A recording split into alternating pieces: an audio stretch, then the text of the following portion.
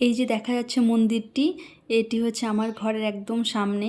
এই যে জায়গাটি দেখা যাচ্ছে ফাঁকা জায়গা, এটি কিন্তু আমাদের এই যে সিঁড়ি, এই সিঁড়ির পার্কিং আমাদের এই সোসাইটির। এখন দিনের বেলা তাই একটুও গাড়ি দেখা যাচ্ছে না, একদম ফাঁকা দেখা যাচ্ছে। এই সন্ধ্যার পরে একদম ভরে যায় এখানে, জানো তো।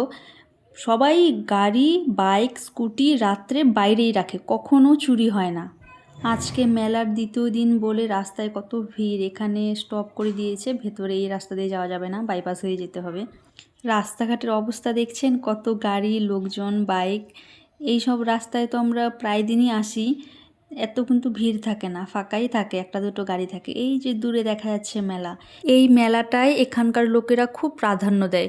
টাউনে কিন্তু আরও মেলা হচ্ছে, কিন্তু এত ভিড় নেই। আজকে দ্বিতীয় দিন, দেখুন রাস্তায় কত দূর মেলা দেখা যাচ্ছে আর কত বড় পার্কিং। এই মেলাটার কিন্তু 3 সাইডে বিশাল বিশাল পার্কিং। প্রথম দিন পার্কিংয়ের চার্জ ছিল 50 টাকা, আজকে জানেন কত? 300 টাকা এই পার্কিংয়ের চার্জ।